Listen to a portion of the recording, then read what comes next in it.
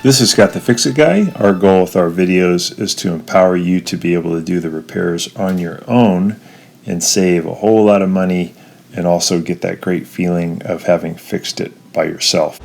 Today we have a GE Gallery gas dryer that has no heat. It is spinning fine and everything else is working, but it produces no heat. Sometimes dryers will just not dry well, but they have some heat. This one has none, so my suspicion would be it might be a bad igniter. As you're reaching in to just feel the level of heat. The filter certainly is dirty, so I'll go ahead and clean that while I got it. And I'm going to clean off the little ledge that it sits on too, using a long screwdriver. And then go ahead and put the filter back in.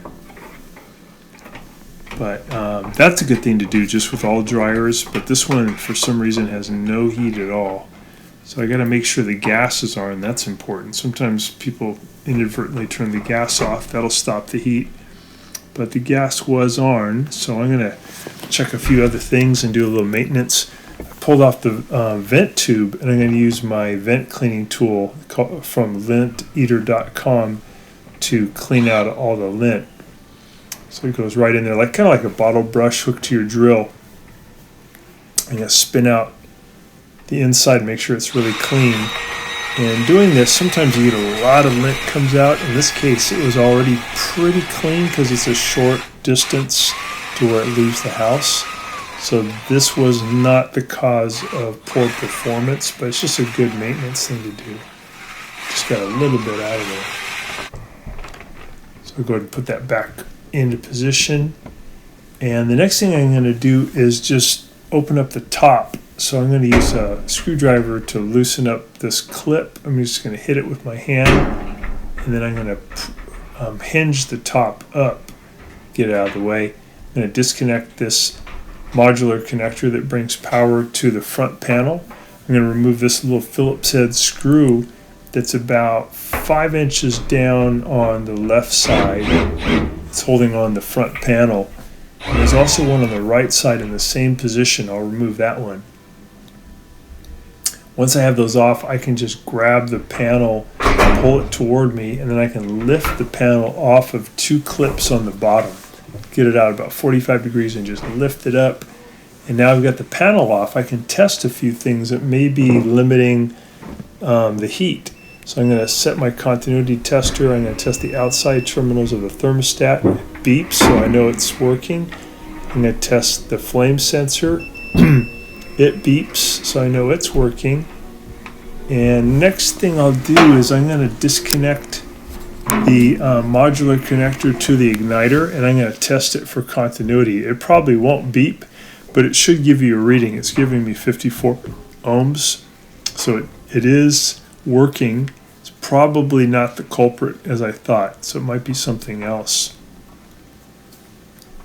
I'm going to get up on the back of the dryer up near the top, and I'm going to check the continuity for what's called the high limit. And the high limit is a thing that will block the power to the heat system if it gets too hot. Just showing you how you break the connection for the igniter, and then you put the probes on the 2 metal connectors, are 2 terminals going to the igniter. And again, I did get ohms, so I know that the igniter is probably good. Sometimes igniters will give you an ohms reading, but they won't allow it to light. This is where the high limit is, and when I tested it, I got a nice beep, so I know it had continuity. So that makes me think that it could be the gas coils. There's a primary and secondary gas coils. They're located right here. I'm just going to take off 2 Phillips head screws. That's going to let me get to the gas coils really easily. These are pretty inexpensive. You can get them at Amazon.com. And they're called primary and secondary gas coils. They come in a little kit. So I pulled off the first one closest to me, and I'm going to pull its connector off, its power connector. I'm going to pull off the skinnier one that's a little bit further away. I'm going to pull off its power connector. And make sure you don't get mixed up and put the old ones back on. Make sure you get them out of the way. Here's the new ones. Got them in a packet. I'll show you guys the part number. Here we go. And again, they're pretty inexpensive. And what they do is they allow a pin to stay open that allows for longer gas flow and allows for the flame to be on longer, which creates more heat. And sometimes when these get really weak, they don't even open at all anymore and you get no heat. So I think that's what's going on with this dryer. They're just so old that when they get powered up, no gas is allowed to come in. The igniter lights up, but it doesn't light anything because there's no gas. So I'm going to put the brace back on. I got the gas coils in position. I'm going to put the two Phillips head screws back in that hold the bracket in place. And then I'll put the modular power connectors back onto the igniters.